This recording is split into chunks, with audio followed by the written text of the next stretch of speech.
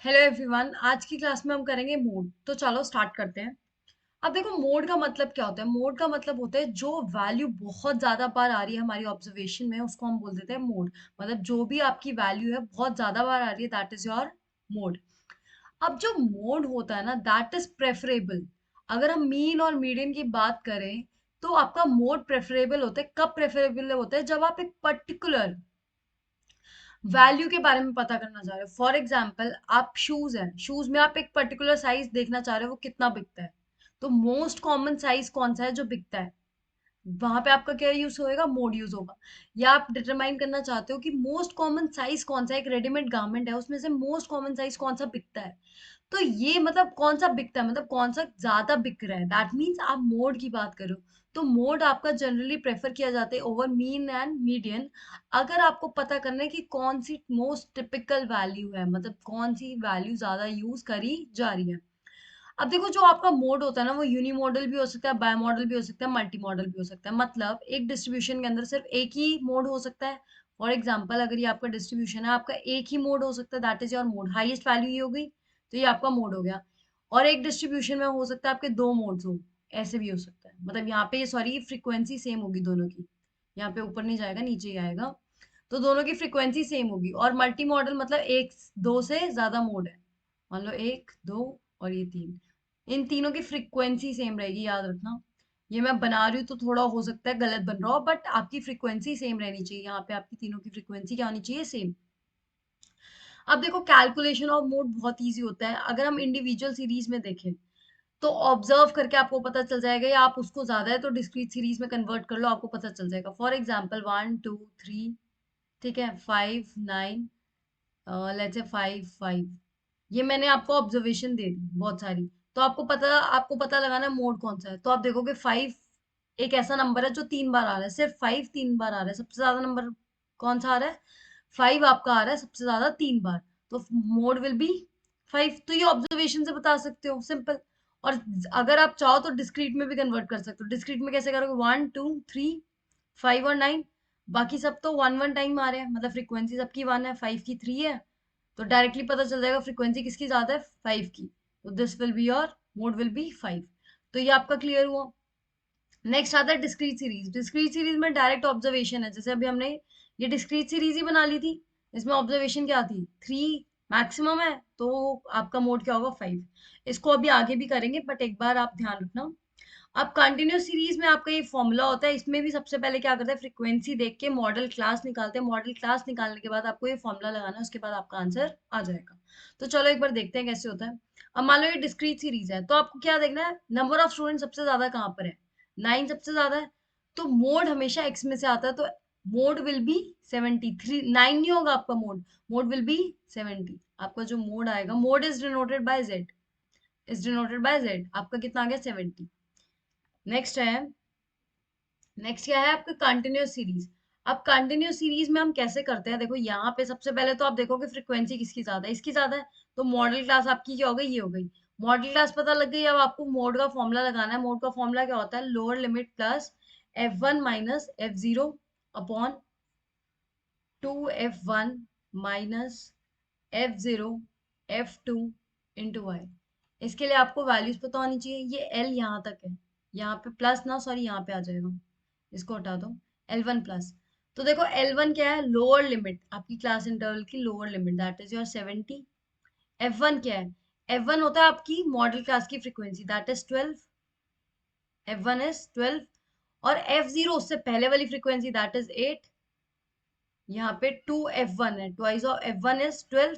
तो ये 12 हो गया, माइनस आपका F0। F0 पहले वाली फ्रीक्वेंसी उससे 8। और F2 मतलब इसके बाद वाली फ्रीक्वेंसी, दैट इज 5। और आई हमें पता है, I stand for class interval, कि इनके बीच का डिफरेंस कितना है? 80 माइनस 70 इज 10।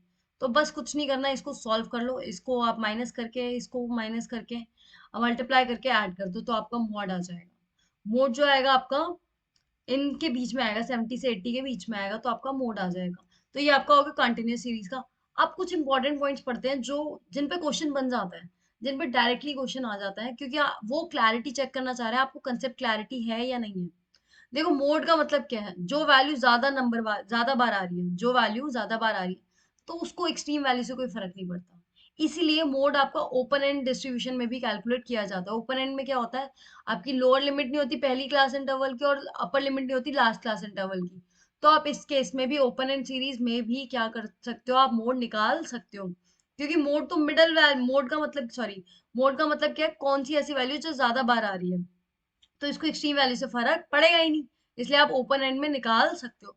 और मोड जो है हमारा, जो मोड है हमारा, हम कैसे निकाल सकते हैं, ग्राफिकली अगर निकालना है तो हिस्टोग्राम के थ्रू निकाल सकते हैं। हमने पीछे पढ़ा था, हमने पिछली बार में क्या पढ़ा था, कि जो मीन है, मीन को आप ग्राफिकली ऑब्टेन नहीं कर सकते, मीडियन को कर सकते हो। कैसे, लेस देन और मोर देन हो जाए, जहां मिलेगा that will be your median. और मोड कैसे निकल सकता है, with the help of histogram से आप क्या निकाल सकते हो, मोड निकाल सकते हो। अब देखो मोड निकाल रहे हैं, मोड निकालने के लिए हम हिस्टोग्राम बनाते हैं, मतलब मोड हिस्टोग्राम से बन सकता है। अगर आपको अनइक्वल क्लास इंटरवल गिवन है, तो सबसे पहले उसको इक्वल कन्वर्ट करो, फ्रीक्वेंसी को एडजस्ट करो, तभी आपका मोड निकलेगा। क्यों? क्योंकि हमें पता है अगर हिस्टोग्राम भी बनाना होता है, तो अगर अनइक्वल क्लास इंटरवल्स होती है तो हमें इसको एडजस्ट करना ही पड़ता है। और अगर हिस्टोग्राम से आप मोड निकाल रहे हो, तो आपको ऑब्वियसली कभी भी मोड निकालना है, मतलब यहाँ पे बस आपको ये कह रहा है कभी भी मोड निकालना है, तो अगर अनइक्वल क्लास इंटरवल है, फॉर एग्जांपल 0 to 30 है, 32 आपका 90 हो गया, 92 लेट्स से 120 हो गया, और ये 120 to 200 हो गया। तो यहाँ पे गैप देखो कितने का, 30 का है। यहाँ पे कितने का गैप है, 60 का। यहाँ पे कितने का, 30 का। फिर यहाँ पे कितने का गैप हो गया, 80 का। तो क्लास साइज आपका इक्वल नहीं है, क्लास इंटरवल इक्वल नहीं है। पहले 30 का गैप है, फिर 60 है, फिर उसके बाद 30 है दोबारा, फिर 80 है। तो यहाँ पे पहले आपको फ्रीक्वेंसी को इसमें एडजस्ट करना पड़ेगा, उसके बाद ही आप मोड निकाल पाओगे। तो मोड आपका इस केस में तो निकल जाएगा, ओपन एंड में तो निकल जाएगा, बट इस केस में कैसे निकलेगा, पहले इसको इक्वल क्लास इंटरवल के हिसाब से आपको एडजस्ट करना पड़ेगा। और मीडियन में हमने पढ़ा था, चाहे ओपन एंड हो या आपका इरेगुलर क्लास इंटरवल हो, आप डायरेक्टली निकाल सकते हो, बट इस केस में ऐसा नहीं होगा। अब देखो एक और बहुत इंपॉर्टेंट चीज आती है, that is the relationship between mean, mode and median. इन तीनों के बीच में रिलेशन कैसा होता है, अगर आपका डेटा सिमेट्रिकल है, सिमेट्रिकल मतलब जितना लेफ्ट साइड पे है डिस्ट्रीब्यूटेड, उतना ही राइट साइड पे डिस्ट्रीब्यूटेड है, मतलब आपका डेटा अच्छे से डिस्ट्रीब्यूट हुआ हुआ है, सिमेट्रिकल है, जितना लेफ्ट साइड पे डिस्ट्रीब्यूट हुआ हुआ है उतना ही राइट साइड पे डिस्ट्रीब्यूट हुआ है, इसको बेल शेप फिगर बोलते हैं। अगर ऐसा है, आपका सिमेट्रिकल डेटा है, मतलब राइट और लेफ्ट साइड ओवरलैप करेंगे, अगर मतलब आप इनको फोल्ड, तो ऑब्वियसली पॉसिबल नहीं है, बट अगर आप फोल्ड करोगे, मतलब मिरर इमेजेस है एक तरीके से आप कह सकते हो। तो यहाँ पे याद रखना, मीन, मोड, मीडियन तीनों सेम होंगे। अगर आपको बोले कोई सिमेट्रिकल डेटा है जिसमें ना आपके पास मीन है 5, मोड और मीडियन बता दो, मीन 5 है, मोड और मीडियन बता दो, आप कहोगे यही होगा, 5 ही होगा। और दूसरा होता है एसिमेट्रिकल डिस्ट्रीब्यूशन। एसिमेट्रिकल मतलब जिसमें सिमेट्री बिल्कुल है ही नहीं, मतलब डेटा या तो आपका ज्यादातर डेटा राइट साइड पे है या ज्यादातर डेटा लेफ्ट साइड पे है। अगर आपका डेटा ज्यादातर राइट साइड पे है तो उसको बोलते हैं पॉजिटिवली स्क्यूड। पॉजिटिवली स्क्यूड मतलब आपका जो डेटा है, यहाँ से स्टार्ट हुआ, ज्यादा से ज्यादातर डाटा आपका कहाँ पर है, राइट साइड पे है, तो इसको बोलते हैं पॉजिटिवली स्क्यूड। क्या बोलते हैं, पॉजिटिवली स्क्यूड। अब देखो क्या होता है, ये आपका बना दिया आपने, आपको बस ये समझ आना चाहिए पॉजिटिवली स्क्यूड का मतलब क्या होता है, ज्यादातर डेटा आपका राइट साइड पे है, इतना बना दिया। अब आपको मीड, मोड, मीडियन किस में कितना बड़ा होता है याद करने की जरूरत नहीं है, मैं आपको बताती हूँ कैसे करेंगे। ये आपने बना दिया, उसके बाद देखो ये आपकी पता है आपको highest value will be mode, ये तो आपका मोड हो गया, सिंपल। अब जब डेटा यहाँ पे ज्यादा है तो इस साइड जाएगा कर्व, तो मीडियन बीच में होता है, तो ये आपका मीडियन हो गया, ठीक है, M0 लिख रही हूँ। और यहाँ पे उसके बाद बचा क्या, आपका मीन ही बचा, तो मीन इधर आ गया, क्योंकि मीडियन तो बीच में होता है, मीन यहाँ पे होगा, और हाईएस्ट तो मोड यहाँ पे ही बन रहा था। तो यहाँ पे इस केस में क्या होता है, सबसे ज्यादा मीन होता है आपका, उसके बाद मीडियन, उसके बाद मोड। ये आपको समझ आया, मतलब आपको बस बनाना आना चाहिए, उसके बाद तो हो जाएगा। आप जैसे देखो, मान लो आपको बताना है कि यहाँ पे अगर नेगेटिवली स्क्यूड है, मतलब ज्यादातर डेटा लेफ्ट साइड पे है, मतलब ये ज्यादातर डेटा लेफ्ट साइड पे है, देखो ज्यादातर डेटा का कलेक्शन लेफ्ट साइड पे है, और यहाँ पे उसके बाद ऐसे बेल शेप बन जाएगा। अब यहाँ पे क्या हुआ, मोड देखो हमें पता है यहाँ पे हुआ ऑब्वियसली, ये स्ट्रेट लाइन होनी चाहिए, सॉरी, यहाँ पे ये मोड हो गया आपका। मीडियन बीच में होता है तो यहाँ पे मीडियन आ जाएगा, ये सारी स्ट्रेट लाइन बनाना, मीडियन आ गया, और यहाँ पे उसके बाद मीन आ गया। मीडियन बीच में होता है इसलिए यहाँ पे बनेगा, तो यहाँ पे हमें पता है क्या लगा, मोड सबसे ज्यादा होता है, मतलब याद करने की जरूरत नहीं है, बस आपको पता होना चाहिए डेटा का कंसंट्रेशन कहाँ पे होता है, उसके हिसाब से आप अपने आप बना के कर सकते हो। अगर आपका डेटा सिमेट्रिकल नहीं है तो आपको ये फॉर्मूला यूज करना पड़ता है, mode is equal to 3 median minus 2 mean.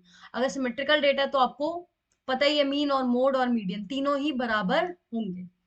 अब कुछ क्वेश्चंस करते हैं जो पिछली बार आए थे।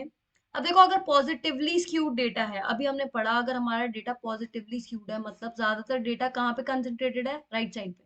यहाँ से थोड़ा स्टार्ट हुआ बट कंसंट्रेशन कहाँ पे आएगा, राइट साइड पे। तो ये आपका क्या हो गया, मोड। उसके बाद क्या बनता है, मीडियन आएगा, बीच की वैल्यू, बीच में मीडियन आएगी क्योंकि मीडियन मिडल वैल्यू होती है। उसके बाद मीन आ गया। तो अब देख लो क्या आपको निकालना है।